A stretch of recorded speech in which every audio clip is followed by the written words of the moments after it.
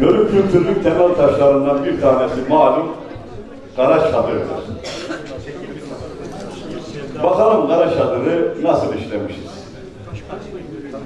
Birkaç kazık bağı, birkaç da direk. Sanmayın sade bu Kara Çadır. Sırtı neden kambur? Öğrenmek gerek. Ne sırlara erdi bu Kara Çadır. Biz Türklere vatan oldu, ev oldu. Ne yiğitler onda dünyaya geldi. Bugün de kıldandı, önce de kıldı. Ceddimizin yurdu bu Kara Çadır. Tobat ev derlerdi, atası keşe. Kendi dokumadır, ötesi keşe. Stili, çatısı, kapısı keşe. Dondan dona girdi bu Kara Çadır. Yüklük taşı üst köşeye döşenir. Stilini eteğine kuşanır.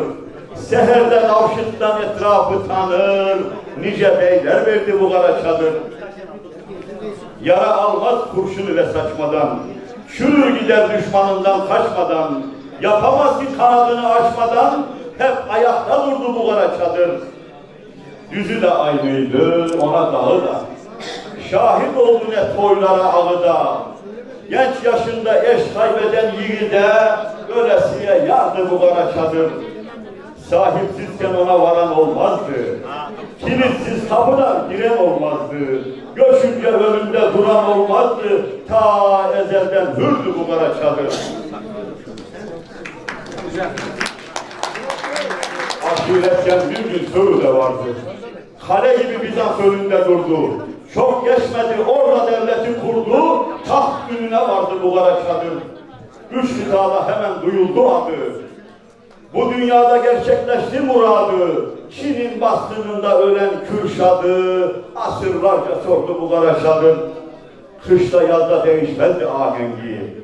Savaş meydanında yoktu dengi. Sanmayın her zaman karaydı rengi. Hasmına hep nardı bu Kara Çadır. Altaylardan Tanrı Dağı'na geçti. Durmadı yürüdü Kafkas'ı açtı. Bir hışımla Viyana'ya ulaştı. Nereleri gördü bu Kara Çadır.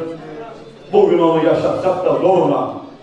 Hiç noksansız ulaşmalı yarına. Dünya tarihinin orta yerine şanla mühür vurdu bu Kara Çadır.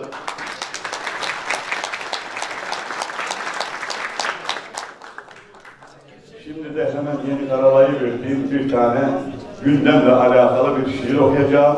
Fakat bu şiiri dinlerken biraz sır değil de derin düşünmenizi temenni ediyorum. Anlayan var mı bu işten? Birden hain fışkırıyor. Dergahlardaki dervişten pirden hain fışkırıyor. Süryan Nastur aşığı var. Ermenilik ışığı var. Nerede haç bulaşığı var, oradan hain fışkırıyor. İtler kudurdu iyice. Sinop, Nusaybin, Lice, bunlar gibi daha nice yerden hain fışkırıyor. Hopmuyor berberemizde.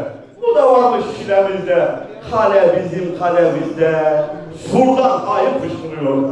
Söyle söz sahibi söyle. Ben mi yaptım bunu böyle? Allah adına hileyle nurdan hain fışkırıyor.